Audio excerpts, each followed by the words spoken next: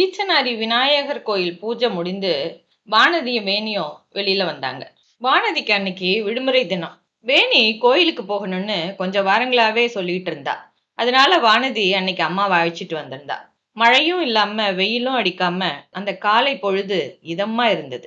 இன்னும் காங்கிரீட் கலாச்சாரம் முழுசா ஆக்கிரமிக்காததால கோவை பொள்ளாச்சி சாலையோட 2 பக்கமும் தென்னை மரங்களோட பசுமையா இருந்தது. அப்பப்போ அதோட அமைதியை கிழிச்சுக்கிட்டு வண்டிகள் விரைஞ்சு போயிட்டு இருந்தது. அம்மா, அப்பா வருவாங்களா அப்படின்னா வானதி. அப்பா பொள்ளாச்சி சந்தைக்கு வந்திருக்கிறாரு. மலரோட மாப்பிள்ளையும் கோயம்புத்தூருக்கு தான் போயிருக்கிறாரு. அவருக்கு ஃபோன் பண்ணா திரும்ப வரும்போது நம்மளை அழைச்சிட்டு போவாரு. எதுக்கு எல்லாருக்கும் சிரமம்? பேசாம நாமளே போயிட்டா என்ன அப்படிங்கிறா வானதி. இரு வர்றேன் அப்படின்னு வேணி பூஜைக்கு வாங்கின மூங்கில் கூடைகளை பூக்கடையில கொடுத்துட்டு வர போக வானதி மெதுவா நடந்தா. அன்னைக்கு கோயில் திருமண மண்டபத்துல ஏதோ திருமணம் போல வரிசையா கார்கள் அணிவகுத்து இருந்தது.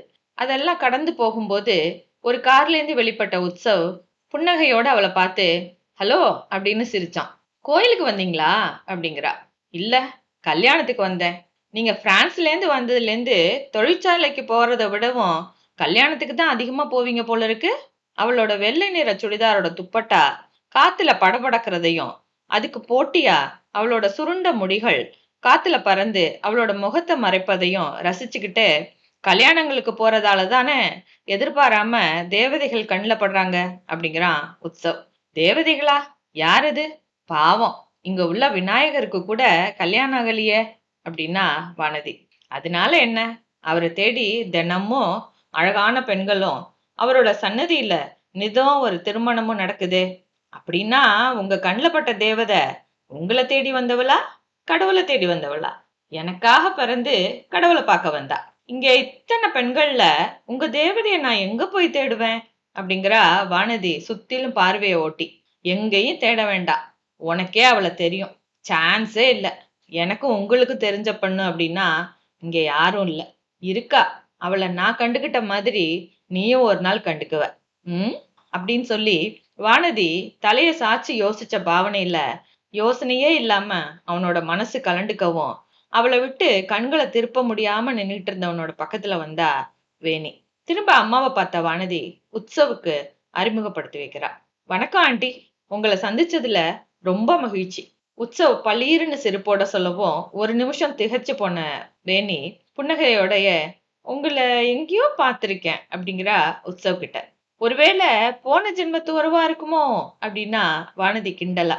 ஏன், இந்த ஜென்மத்துல கூட உறவாக கூடும் இல்லையா ஆண்டி? இது உற்சவ். வேணி புரிஞ்சும் புரியாமலுமா தலையசைக்க மரியாதை நிமித்தம் இன்னும் கொஞ்சம் நிமிஷம் பேசி இருந்துட்டு 2 பேரும் கிளம்புனாங்க. எப்படி போக போறீங்க? உற்சவ் அவங்க கிட்ட கேட்கவும் பாஸ்கர் மாப்பிள்ள வருவாருன்னு வேணி சொல்ல, இல்ல இல்ல, நாமே போயிடலாம் அப்படிங்கிறா வானதி.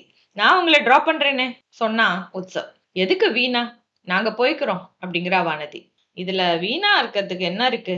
உங்க வீட்டுக்கு வந்தா ஒரு காஃபி கொடுக்க மாட்டீங்களா ஆண்டி அப்படின்னா உற்சவ்.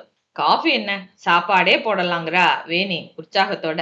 அம்மாவோட சாப்பாட்டை சாப்பிட யாராவது கிடைச்சா விடவே மாட்டாங்கன்ன வானதி தாய கிண்டலோட பார்க்கவும், அம்மா கை சமையலோட அருமை அவங்கள விட்டு பிரிஞ்சு வந்த பின்னாடிதான் தெரியும் உற்சவ் சொல்லவும், சரியா சொன்னீங்க வேணி ஆமோதிக்க. எனக்கு அந்த அருமை தெரிய சான்ஸே இல்ல. ஏன்னா நான் அம்மாவை விட்டு பிரிய போறதே இல்ல அப்படின்னா வானதி. வருங்காலத்தை பத்தி எதையுமே உறுதியா சொல்ல முடியாது வானதி சொன்ன உற்சவ் கிட்ட. என்னால முடியும், ஏன்னா என் எதிர்காலம் என் கையில தான் இருக்கு. உற்சவ் அவ கைய பார்த்தான். சாமி பிரசாதமா கிடைச்ச ரோஜா பூவை பிடிச்சிருந்த அவளோட விரல்கள் ரோஜாவோட மென்மையோட போட்டியிடுறத கவனிச்சவன், உன்னோட எதிர்காலம் ரொம்ப அழகா இருக்கு அப்படின்னா அவகிட்ட. வானதியோட வீட்டுக்கு போன உற்சவ் ஒரு புது இடத்த பாக்குற உற்சாகத்தோட இருந்தான். பச்சை பசேல்ங்கிற வயல்களையும் அதுல தவம் இருக்கிற நாரைகளையும் சலசலக்கிற அம்பாரம்பாளையம் ஆத்தையும் அதுல வெள்ளை படகுகளா நீந்து வர்ற வாத்துகளையும் பார்க்க பார்க்க அவனோட ஆர்வம் அதிகரிச்சது. கொஞ்சம் தூரத்துல ஆத்துக்கு நடுவுல கட்டப்பட்டிருந்த சின்ன பாலத்துல ஏறி நின்னு சின்ன பசங்க எல்லாம் ஆத்து நீர்ல தைவடிக்கிறத தன்னோட செல்போன்ல பதிவு பண்றான். சுத்தி காட்டுறதுக்காக கூடவே வந்த வேணியையும் வானதியையும் கூட அவன் மறந்துட்டான். வந்த இடத்துல அவன் அப்படி ஒன்றி போனதை பார்த்த 2 பெண்களுக்கும் சிரிப்பு வருது. நீ அவரை வீட்டுக்கு அழைச்சிட்டு வா வானதி, அதுக்குள்ள நான் சாப்பிட ஏதாவது தயார் பண்ணி வைக்கிறேன்னு வேணி சொல்லவும் வானதி உற்சவ் பின்னாடியே போனான். புல் மேய்ஞ்சுகிட்டு இருந்த பசுக்களையும் ஆடுகளையும் குறுக்க பாஞ்சோடுன முயலையும் ரசிச்சுக்கிட்டே நடந்தவன் வயலுக்கு நடுவுல நிறுத்தி இருந்த பொம்மைய பார்த்ததும் அது பக்கத்துல போய் தொட்டு பார்த்தான். இந்த பொம்மைய அவன் ஹிட்டான ஒரு தமிழ் படத்துல சமீபத்துல தான் பார்த்தான். உள்ள வைக்கோல் வச்சு தைக்கப்பட்டிருந்த பொம்மைய அவன் ஆராய்ச்சி பண்ணிட்டு இருந்த சமயம் அவனை தேடிக்கிட்டு வந்த வானதி, சாரி சார் அப்படின்னா அவன்கிட்ட. எதுக்கு? உங்களை தப்பா நினைச்சதுக்கு. தூரத்துல இருந்து பார்க்கும்போது உங்களுக்கும் இந்த பொம்மைக்கும் வித்தியாசம் தெரியாததுனால உங்களை பொம்மைன்னு நினைச்சிட்டேன்.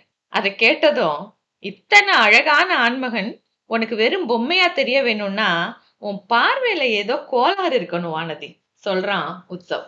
உண்மைய சொன்னா என் பார்வையே குறை சொல்றீங்களா? உண்மைய கூட எல்லா இடத்துலயும் சொல்லக்கூடாது வானதி. என்ன இருந்தாலும் நான் உன் பாஸ். அது ஆபீஸ்ல மட்டும்தான் அப்படின்னா வானதி லேசான குரல்ல. நைஸ். அப்போ இப்ப நான் யார் வானதி? அந்த மென்மையான குரலும் கனிவான பார்வையும் அவளை தடுமாற வைக்க முதல் முறையா அவளால உடனே பதில் சொல்ல முடியாம தயக்கம் ஏற்படுது. சொல்லு வானதி, நான் யாரு? உற்சவ் விடாம கேக்குறான். உங்களுக்கு அம்னீஷியாவா? நீங்க யாருன்னு என்ன கேக்குறீங்களே அப்படிங்கிறா வானதி அவளை சமாளிச்சுக்கிட்டு. அலுவலகத்துக்கு வெளியில உனக்கு நான் யாருன்னு தான் கேட்டேன். நாம ஃப்ரெண்ட்ஸா இருப்போமே அப்படிங்கிறா வானதி அவனை கேள்வியா பார்த்து. இருப்போமே அப்படின்னா உற்சவ் அவளை மாதிரியே புன்னகைச்சு. ரெண்டு பேரும் திருப்பி நடக்கும்போது சுத்தி இருக்கிற பசுமைக்கு நடுவுல வெள்ளை நிறத்துல உங்க வீடு ரொம்ப அழகா இருக்கு அப்படிங்கிறான் உற்சவ். எப்போதுமே எங்க வீடு நல்லாதான் இருக்கும், இருந்தாலும் இப்ப ரொம்ப அழகா இருக்கு அப்படிங்கிறா வானதி பெருமையோட. அதுக்கு காரணம் எனக்கு தெரியும். என்ன காரணம்? நான் இங்க இருக்கிறதுனால தானே? அதெல்லாம் இல்ல, நான் இங்க பிறந்ததால.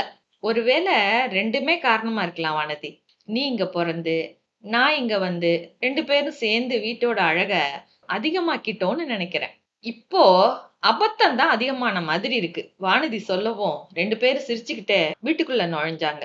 சமையல் அறையில வேலையா இருந்த வேணி திரும்பி பார்த்தப்போ ரெண்டு பேரும் சிரிச்ச முகத்தோட வந்த காட்சி அவளோட மனசுல அழுத்தமா பதியுது. வேணி தந்த குழிப்பணியாரத்தையும் அடையையும் உற்சவ் ரசிச்சு சாப்பிட்டான். ரொம்ப நல்லா இருக்கு ஆண்டி. எங்க அம்மா கூட சூப்பரா சமைப்பாங்கன்னா. உங்க அம்மா உங்க கூட வரலையா? நீங்க எங்க அம்மாவோட வயசுல இருக்கிறவங்க.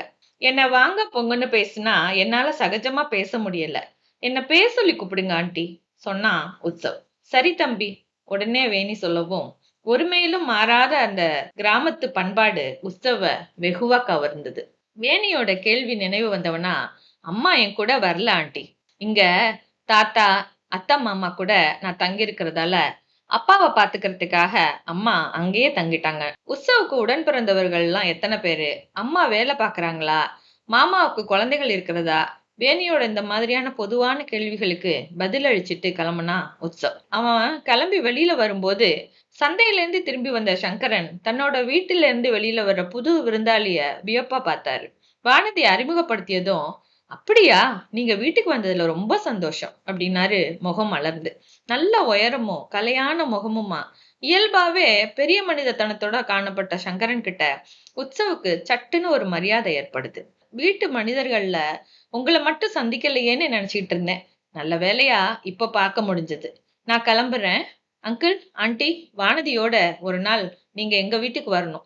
அழைப்போட உற்சவ் கிளம்பி போனான். ரொம்ப நல்ல பையனா தெரியறான், சொன்னாரு சங்கரன். ஆமா, கொஞ்சம் கூட ஆடம்பரமே இல்ல அப்படின்னா வேணி. வெளிநாட்டுல வளர்ந்தவங்க எல்லாரும் அப்படித்தான் இருப்பாங்க அம்மா. அங்கெல்லாம் என்ன படிச்சாலும் என்ன வேலை செஞ்சாலும் ஒரே மரியாதை தான், பாகுபாடே கிடையாது அப்படின்னா வானதி. இருந்தாலும் எல்லாரும் அப்படி இருக்கிறது இல்ல தெரியுமா? போன வருஷம் அமெரிக்கா போய் படிச்சுட்டு வந்தானே நம்ம கண்ணப்பனோட பையன், ஒரு வருஷம் அங்க போனதுக்கே எப்படி அலட்டிக்கிட்டான் தெரியுமா? நம்ம முத்து கவுண்டரோட தம்பி மகன் லண்டன்ல இருந்து 4-5 வருஷங்களுக்கு ஒரு தடவை வரும்போதெல்லாம் இந்தியா ஒரே தூசி, குப்பை, வெயிலு, பாப்பா என்ன ஆர்ப்பாட்டம் செய்வான். இந்த பிள்ளை வெளிநாட்டிலேயே பிறந்து வளர்ந்திருந்தாலும் பழக்கமில்லாத இடத்துல ஒரு சின்ன முணுமுணுப்பு கூட இல்லாம பொருந்தி போனதை பார்த்தா ஆச்சரியமா தான் இருக்கு. அம்மாவுக்கு உற்சவ பிடிச்சிருச்சு அப்படிங்கிறது வானதிக்கு ஒரு பக்கம் மகிழ்ச்சியா இருந்தாலும் வேணும்னு வேணிய சீண்டுனா. அம்மாவுக்கு ஒருத்தரை பிடிச்சிட்டா போதும், அவங்கள பாராட்ட இல்லாத காரணங்கள் எல்லாம் தேடி பிடிக்கிறாங்க அப்படிங்கிறா அப்பா கிட்ட.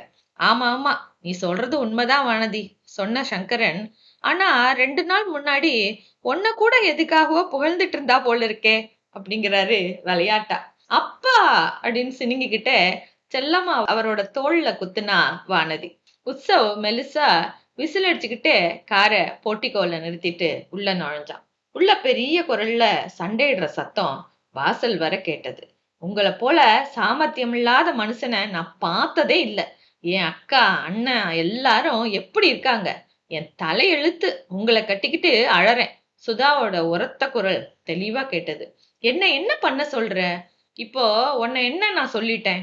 மோகனோட குரல் கெஞ்சுது. ஓஹோ, என்ன எதுவும் சொல்றதுக்கு வாய் இருக்கா உங்களுக்கு? வெளிநாட்டுல கோடீஸ்வரியா வாழப் போறதா நினைச்சு கல்யாணம் பண்ணிக்கிட்டு கடைசியில சொந்த நாட்டுல வேலைக்காரியா நிக்கிறேன். கோடீஸ்வரர்களா தானே வாழ்ந்தோம். ஆடம்பரத்திற்காக செய்த வீண் செலவுகளை செய்யாம இருந்திருந்தாலே இப்பவும் வசதியா வாழ்ந்திருக்கலாம். யாரு? நான் வீண் செலவு செஞ்சேனா? நான் செஞ்சேனா? டமால்னு கீழே ஏதோ விழுந்து உடையிற சத்தம் கேட்டது. அதை தொடர்ந்து பிரீத்தியோட குரலும் கேட்டது. இது என்ன உங்களோட பெரிய தொல்லையா போயிடுச்சு? ஒரு லீவு நாள்ல கூட நிம்மதியா தூங்க விட மாட்டீங்களா? இங்க வாழ்க்கையே போச்சுன்னு நான் கவலைப்பட்டுட்டு இருக்கேன். உனக்கு தூக்கம் போனதுதான் பெரிய விஷயமா? ச்சே, உங்களை போல பொறுப்பு இல்லாத பெத்தவங்கள நான் பார்த்ததே இல்ல. பொறுப்பை பத்தி நீ பேசுறியா? மகளா இது வரைக்கும் நீ எப்படி பொறுப்பா நடந்துகிட்டேன்னு சொல்லு பார்க்கலாம். என்னை பத்தி நீங்க பேச வேண்டியதில்ல. பேசதான் செய்வேன். அதுக்கு எனக்கு உரிமை இருக்குது. பெத்த குழந்தைய வசதியா வாழ வைக்க முடியாம குறுக்கு வழி தேடுறவங்களுக்கு எதையும் சொல்ல உரிமை இல்ல. ஷட்டப் பிரீத்தி! சுதா மூச்சு வாங்க கத்துறா. அப்பா வீட்டுலதான் இருக்கிறார் அப்படின்னா மோகன் அவங்கள அடக்குற வழி தெரியாம. தெரியட்டுமே, இந்த வீட்டுல நடக்கிறது எல்லாருக்கும் தெரியட்டும். சொன்ன பிரீத்தி கத்த, வாய மூடு அப்படின்னா சுதா அவளை விட உரத்த குரல்ல. வீடு ஒரே இறைச்சலா இருந்தது. ஹால்ல சூனியத்தை வெறிச்சபடி உட்கார்ந்திருந்த வரதராஜுவை பார்க்க உற்சவுக்கு பாவமா இருந்தது. அவர் பக்கத்துல போய் தாத்தா அப்படின்னா அவர் தோள்ல கைய வச்சு. வரதராஜு முகத்துல தெரிஞ்ச வேதனைய மறைச்சுக்கிட்டு பேரனை பார்த்து புன்னகைச்சார். காலையில கட்டாயப்படுத்தி கல்யாணத்துக்கு அனுப்பி வச்சேன். ஈவினிங் தான் திரும்பி வந்திருக்க. இத்தனை நேரம் கல்யாண வீட்லயா இருந்த அப்படின்னாரு வியப்போட. கோயில்ல வானதியையும் அவ அம்மாவையும் பார்த்தேன்.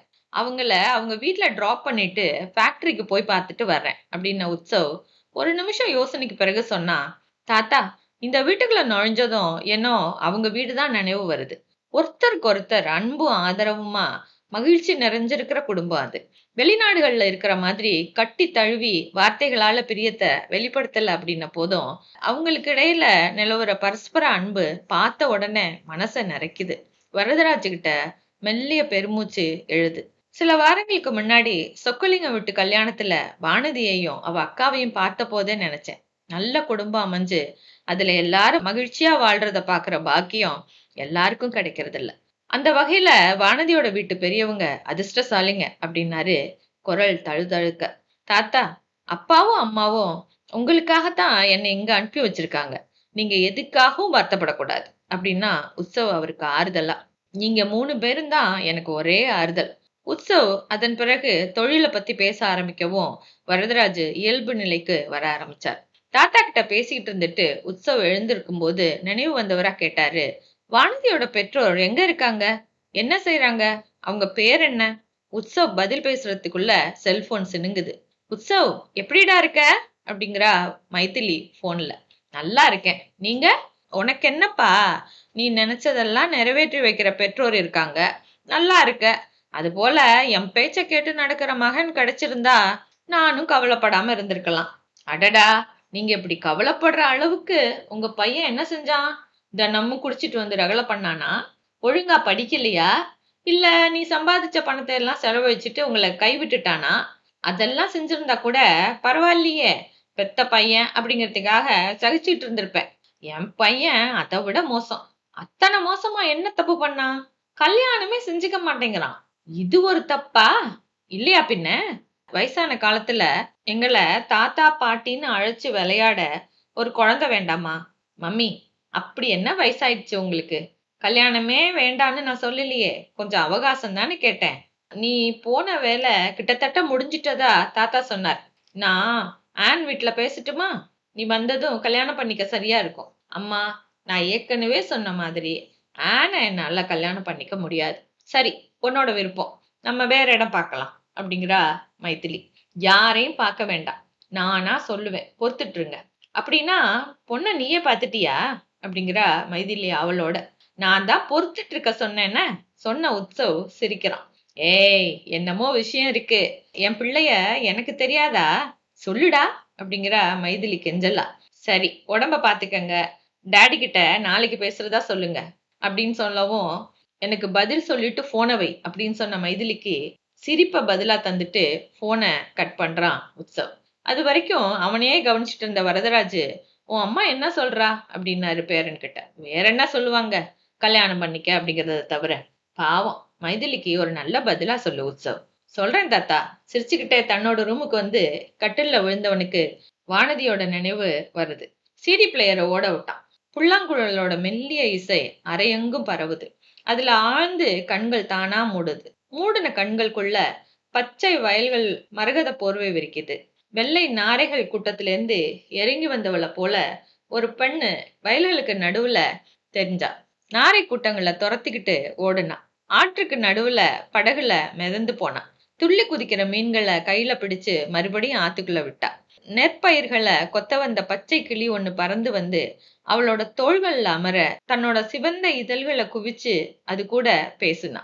அவ நடந்து வந்த பாதையோர இருந்த சாமந்தி பூக்கள் அவளை கண்ட மகிழ்ச்சியில தலையசைச்சு வரவேற்க அதையெல்லாம் தன்னோட மென்கரங்களால வருடுனா. பூக்களோட தெரிஞ்ச அவளோட முகத்தை பூன்னு நினைச்சோ என்னமோ ஒரு பட்டாம்பூச்சி அவ மேல உட்காரவும் அவ கலகலான்னு சிரிச்சுக்கிட்டே திரும்பின. அவளோட முகம் தெளிவா தெரியுது. வானதி, வானதியா அந்த தேவதை? உற்சவ் எழுந்து அவகிட்ட போனான். அவ திரும்பி பார்க்காம வேகமா போறா. அவன் அவ பின்னாடியே ஓடுனான். அவ மேகங்களுக்கு நடுவுல மறைய தொடங்கவும் உற்சவ் வேகத்தோட அவ கைகளை பிடிச்சு இழுத்தான். பட்டுன்னு ஒரு சத்தம். உற்சவ் வானதியோட முகத்தை பார்க்க முயற்சிக்க தொடர்ந்து படபடான்னு ஓசை கேட்டது. உற்சவ் லேசா அசைஞ்சான். விடாது சத்தம் கேட்கவும் கண் விழிச்சு சுத்திலும் பார்த்தான். வயலும் காற்றும் பூக்களும் தேவதையும் எங்க இப்படி இந்த அறைக்குள்ள வந்தான்? தொடர்ந்து கதவை தட்டுற ஓசையும் யாரோ அவனை கூப்பிடுறதும் கேட்டது. அத்தனை கனவுங்கிறத நம்ப முடியாத வியப்போட எழுந்து போய் கதவை திறந்தான். மோகன் வெளியில நின்னுட்டு இருந்தான். நல்ல தூக்கமா? ரொம்ப நேரமா கூப்பிடுறேன். ஆமா, தூங்கிட்டேன் போல. சாப்பிட வர்றியா? அப்பா கூட உனக்காக காத்துட்டு இருக்கார். நான் சாப்பிட்டுட்டேன் மாமா, நீங்களும் தாத்தாவும் சாப்பிடுங்க அப்படின்னு சொல்லவும் மோகன் கீழே இறங்கி போனான். மறுபடியும் கட்டில்ல வந்து உட்கார்ந்த உற்சவ இதுவரைக்கும் அவன் உணராத ஒரு புதிய உணர்வு ஆட்கொண்டது. மழை விடாது பெஞ்சுக்கிட்டு இருந்தது. கேரளாவோட எல்லையை ஒட்டி இருக்கிற ஊர் அப்படிங்கிறதுனால கேரளத்து பருவ மழையும் தமிழ்நாட்டோட மழை பருவத்திலையும் மழை பொழிஞ்சு வருடத்துல பெரும்பகுதி நாட்கள் ஈரமாவே இருக்கும். சில சமயம் வார கணக்குல மழை பெஞ்சு வீட்டு சுவர்கள் எல்லாம் பாசி படர்ந்திருக்கும். நல்ல வேளையா அறுவடைய முடிச்சு நெல்லை வித்து காசாக்கிட்ட தெம்புல சங்கரன் உற்சாகமாவே மழைய வேடிக்கை பார்த்தார். பள்ளி விடுமுறையில தாத்தா வீட்டுக்கு வந்திருந்த மலர்கோடியோட மகனும் வானதியும் காகிதத்துல கப்பல் செஞ்சு மிதக்க விட்டுட்டு இருந்தாங்க. வேக வச்ச சூடான சோள கதிர்களை மகக்கிட்டையும் பேரன்கிட்டையும் கொடுத்துட்டு கணவனுக்கு தந்த வேணி கொஞ்சம் தள்ளி உட்காந்து சோள மணிகளை உதிர்த்தா. வேணி, மாட்டை பிடிச்சு கட்டிட்டியா அப்படின்னாரு சங்கரன் நினைவு வந்தவரா. ஓ, கட்டிட்டேனே. ஐயாசாமி பால் பண்ண கொண்டு வந்து கொடுத்தானா? கொடுத்துட்டான். முத்து கவுண்டருக்கு வாதமா, நடக்க முடியலையா. போய் பாத்தியா? தினம் பார்த்துட்டு தான் இருக்கேன். பசங்க அவரை சரியா கவனிக்கிறது இல்லைன்னு தான் நமக்கு தெரியுமே. அவருக்கு டீயோ சாப்பாடோ நேரத்துக்கு கொடுத்து அனுப்பு. கூட பிறக்காட்டியும் கவுண்டருக்கு என் மேல பாசம் அதிகம். அதெல்லாம் தெரியாமையா உங்களோட இத்தனை வருஷம் குடும்பம் நடத்துறேன். நீங்க சொல்றதுக்கு முன்னாடியே சாப்பாடெல்லாம் கொடுத்து அனுப்பிச்சிட்டேன். ஆனா ஒரு விஷயத்துக்கு மட்டும் பதில் சொல்லுங்க. என்ன விஷயம்? ஊர் விஷயம் எல்லாம் நினைவு இருக்கு. நம்ம வீட்டுல வயசுக்கு வந்த பொண்ணு இருக்கே, அதுக்கு எப்ப கல்யாணம் பண்ண போறீங்க? என்னடி புதுசா கேக்குற?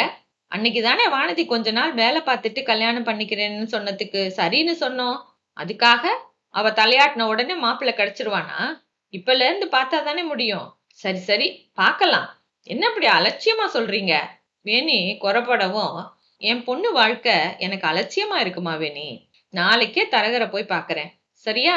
சரிதான் சொன்ன வேணி பிறகு சொல்றா, அன்னைக்கு வந்து அந்த பையன் மாதிரி யதார்த்தமா கர்வம் இல்லாம பழகுற பையனா பாருங்க. எந்த பையன்? உற்சவ். அத்தனை பெரிய இடமா அப்படிங்கிறாரு சங்கரன் வியப்போட. நான் வசதிய சொல்லலைங்க, தோற்றத்தையும் குணத்தையும் தான் சொன்னேன். பெரிய இடம் என்னங்க பெரிய இடம்? நம்ம வானதியோட அழகும் சமத்தும் யாருக்கு வரும்? உன் கற்பனை ரொம்ப ஒசரத்துல பறக்குது வேணி சொன்ன சங்கரன் வானதி அந்த பையனை பத்தி உங்ககிட்ட ஏதாவது சொன்னாளா அப்படின்னாரு கொஞ்சம் யோசனையோட. ச்சே, அவ எதுவும் சொல்லல. கல்யாண வயசுல பொண்ணு உள்ளவங்களுக்கு பொருத்தமான பையனை பார்த்தா வர்ற எண்ணம் தான் எனக்கு. அதானே பார்த்தேன். பொண்ணுதான் ஆசை வச்சுட்டாலோன்னு ஒரு நிமிஷம் பயந்து போயிட்டேன். எதுக்கு பயப்படணும்? மலருக்கு மாப்பிள்ளை பார்க்கும்போது நாம் பட்ட கஷ்டம் நினைவு இருக்கா? அவ்வளவு ஏன், நம்ம கல்யாணத்தின் போதே நான் ஓரளவு வசதியா இருந்தும் என் அம்மாவை காரணம் காட்டி யாருமே பொண்ணு கொடுக்க முன் வரலையே. கடைசியா 4 பெண்களை பெத்து கரையேத்த கஷ்டப்பட்டதால உன் அப்பா தான் சம்மதிச்சார். மலருக்கு கல்யாணம் செய்ய முடிவெடுத்த போதும் உன் அம்மாவோட ஜாதியில பாக்குறியா, உன் மனைவியோட ஜாதியில பாக்குறியா, உன் அப்பா எந்த எண்ணம் தெரியுமான்னு கேலிதான் பேசினாங்க. கடைசியில நாமளே எதிர்பார்க்காம பாஸ்கரன் மலர ஒரு கல்யாணத்துல பார்த்ததா சொல்லி பொண்ணு கேட்டு வந்தார். அப்போவும் அவரை பெத்தவங்க முதல்ல எதிர்த்துட்டு பிறகு ஆண் பிள்ளை இல்லா சொத்துல சரிபாதி மலருக்கு வருங்கிறதுனால தானே சம்மதிச்சாங்க. ஏதோ நம்ம அதிர்ஷ்டம் பாஸ்கரன் நல்லவனா இருந்ததுதான். வானதிக்கும் பாஸ்கரனை மாதிரியே குணமான படிச்ச மாப்பிள்ளையா தேடுவோம் அப்படின்னாரு சங்கரன். உள்ள போகும்போது எதேச்சியா தன்னோட பேர் காதுல விழவே அங்க நின்னுட்டு இருந்த வானதி அந்த இடத்த விட்டு அகன்றா. அப்பா சொன்ன செய்தி அவளுக்கு புதுசா இருந்தது. வரதராஜு ஈவினிங் காஃபிக்கு அப்புறம் பால்கனில வந்து உட்கார்றாரு. கோயிலுக்கும் காய்கறி வாங்கவும் சலசலத்தபடி சொல்ற பெண்களையும், பந்து விளையாட்டுல மும்முரமா ஈடுபட்டு பந்து அடுத்த வீட்டு ஜன்னல்ல பட்டதும் ஓடி ஒளியிற பையன்களையும், ஆபீஸ் முடிஞ்சு களைப்போட வீடு திரும்புற ஆண்களையும் சுவாரஸ்யத்தோட வேடிக்கை பார்த்தாரு.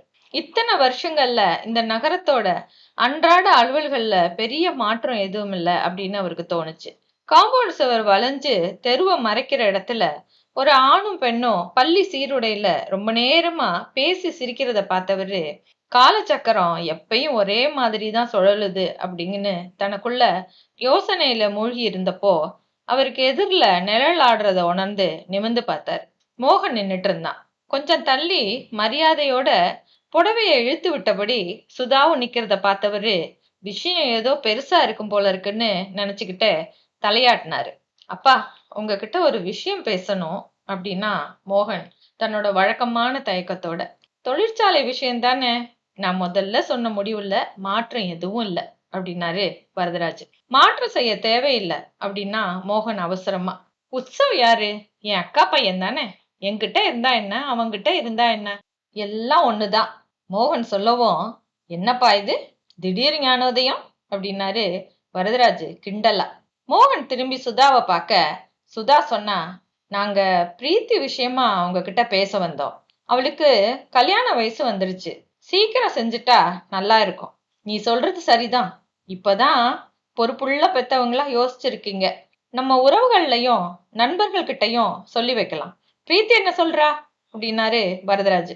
பெரியவங்க சொன்னா அவ கேட்காமலையா இருக்க போறா அப்படிங்கிறா சுதா ரொம்ப பவிசா. அப்படியா அப்படின்னாரு வரதராஜ். அவரோட குரல்ல கேலிய உணர்ந்த சுதாவோட முகம் செவந்து போக மோகன் அவசரமா குறுக்கிட்டான். வீட்லயே மாப்பிள்ள இருக்கும்போது எதுக்கு வேற இடத்துல தேடணும்? வீட்லயா? யாரு அப்படிங்கிறாரு வரதராஜ் புரியாம. நம்ம உற்சவுக்கும் பிரீத்திக்கும் கல்யாணம் செஞ்சுக்க கூடிய முறை தானே. நீ எந்த காலத்துல இருக்கிற மோகன்? உறவு முறை திருமணங்கள் எல்லாம் தடமாறி ரொம்ப நாள் ஆச்சு. இருக்கலாம், ஆனா இப்பவும் சில குடும்பங்கள்ல நடக்கத்தானே செய்யுது. ஒருவேளை மணமக்கள் விரும்புனா நடக்கலாம். எனக்கு தெரிஞ்சு உற்சவுக்கோ இல்ல பிரீத்திக்கோ அப்படிப்பட்ட விருப்பம் எதுவும் இருக்கிறதா தெரியல. அவர் சொல்லவும், திருமணம் நடந்தா விருப்பம் தானா வரும். நம்மளோட கலாச்சாரமே அப்படித்தானே அப்படிங்கிறா சுதா. ஆனா உற்சவ் நம்ம கலாச்சாரத்துல வளர்ந்தவன் இல்ல அப்படின்னாரு வரதராஜ். பிரீத்தி கூட தான் பாரிஸ்லயே பிறந்து வளர்ந்தவ. அதனால 2 பேரோட பழக்க வழக்கங்களும் நல்லா ஒத்து போகும் அப்படிங்கிற அவ விடாம. வரதராஜ் கொஞ்ச நேரம் யோசனையில ஆழ்ந்தாரு. உற்சவ் பிரீத்திய கல்யாணம் பண்ணிக்குவானா அப்படிங்கிறத அவரால் நம்ப முடியல. அதே சமயம் மனசோட ஒரு ஓரத்துல இது நடந்தா நல்லதுன்னு தோணுது. மோகனோட பொறுப்பில்லாத்தனத்தாலையும் சுதாவோட பொறுமையின்மையாலையும் சிதஞ்சு கிடக்கிற இந்த குடும்பத்துக்கு உற்சவ் பெரிய பக்கபலமா இருப்பான். தொழிற்சாலை சீரடைஞ்ச மாதிரி குடும்பமும் சீரடைஞ்சிரும். வீட்டுல அமைதி நிலவும். முக்கியமா அவர் பாடுபட்டு சம்பாதிச்ச பணம் அவங்க குடும்பத்துக்குள்ளேயே இருக்கும். மைதிலியோ ராமச்சந்திரனோ இத வரவேற்பாங்களோ இல்லையோ, மறுப்பு சொல்ல போறதில்ல. தனக்குள்ள ஏதோ கணக்கு போட்டவரு பேரனோட துணிச்சலையும் விடாமுயற்சியோட சாதிக்கிற குணத்திலையும் எப்போதும் அவருக்கு இருக்கிற பெருமை இப்ப அவரை கொஞ்சம் பயங்கொள்ள வைக்குது. அதனால 2 பேர்கிட்டயும் பொதுவா சொல்றாரு, உற்சவ் தன்னிச்சையா செயல்பட்டு பழகுனவன். எந்த விஷயமானாலும் தகவல் தெரிவிப்பானே தவிர அனுமதி கேட்டதில்ல. நேர்மையானவன் அப்படிங்கறதுனால இதுவரைக்கும் அவனோட சுதந்திர மனப்பான்மைக்கு அவனோட பெற்றோரும் குறுக்க நின்னதில்ல. என் மேல பாசம் உள்ளவன் அப்படிங்கறதுனால நான் சொல்றத அப்படியே ஏத்துக்குவான்னு நம்ம எதிர்பார்க்க முடியாது. அவன் சரின்னு சொன்னா உடனே கல்யாணத்துக்கு ஏற்பாடு செய்யலாம்.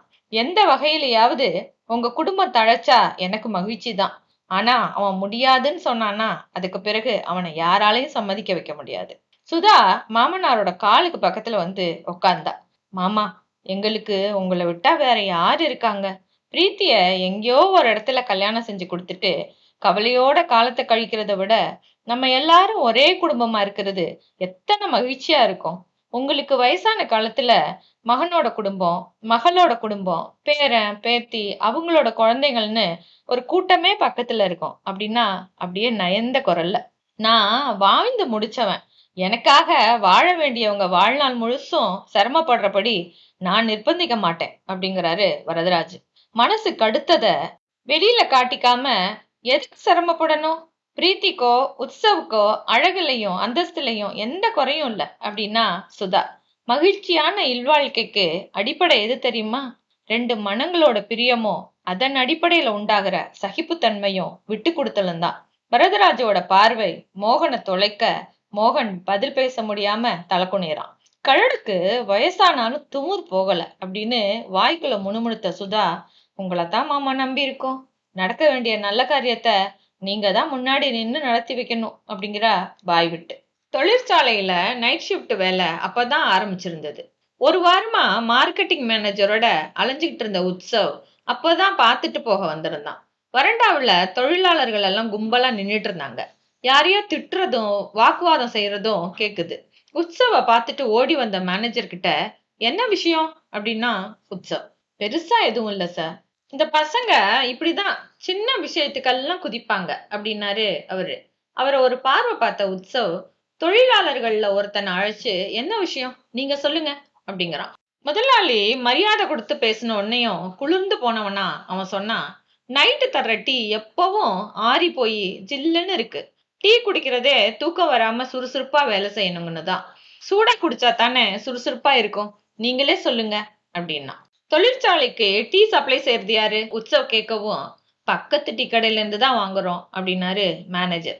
அந்த கடையில மேனேஜருக்கு கமிஷன் தர்றாங்க அப்படின்னு ஒருத்தன் சொல்லவும் மேனேஜர் அவனை முறைக்க உற்சவ் சொன்னா, இங்க உள்ள கிளைமேட்டுக்கு டீய ட்ரம்ல கொண்டு வந்து ஒரு செக்ஷனா போய் கடைசியில வரும்போது ஆறி போய் தான் இருக்கும். இனி தொழிற்சாலை உள்ளேயே கேண்டீன் ஆரம்பிக்கலாம்.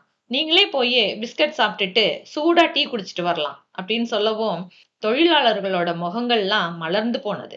ஆனா ஒரு விஷயம், டீ குடிக்கிற பேர் வழின்னு கேண்டீனே கதின்னு கிடக்க கூடாது.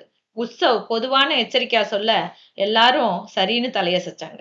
உற்சவ் தொழிற்சாலை முழுவதையும் பார்வையிட்டுட்டு அலுவலகத்துக்குள்ள வந்தப்போ வானதி எதிர்ல வந்தா. நீ இன்னுமா வீட்டுக்கு போகல அப்படின்னா உற்சவ் அவகிட்ட.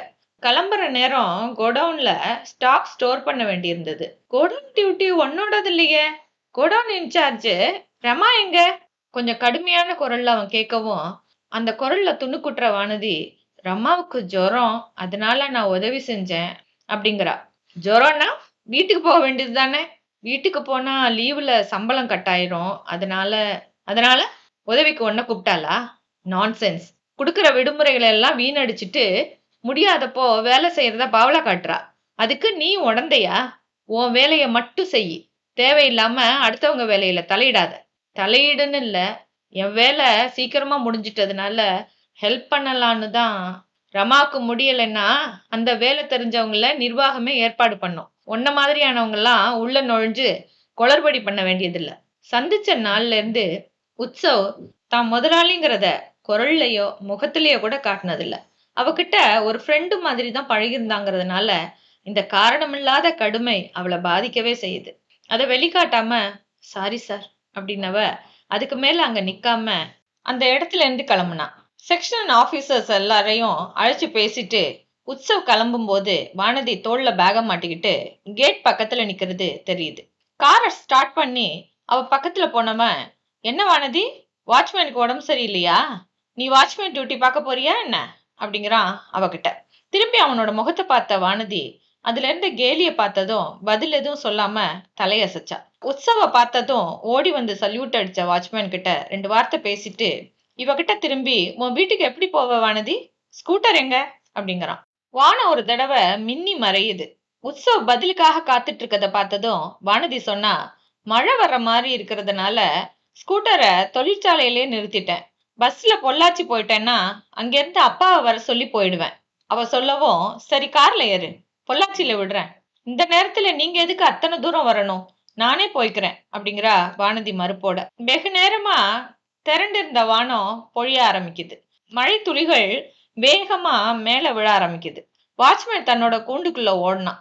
அங்க இங்கேயும் நின்னுட்டு இருந்தவங்க, தெருவுல நடந்துட்டு இருந்தவங்கன்னு எல்லாருமே ஒதுங்க இடம் தேடி விரையவும், சீக்கிரம் ஏறு வானதி அப்படின்னா உற்சவ். வானதி மறுக்க வாயெடுக்கிறதுக்கு முன்னாடி ஒரு பெரிய ஓசையோட இடி இடிக்கவும் வேற வழி இல்லாம அவனோட கார்ல ஏறினா வானதி.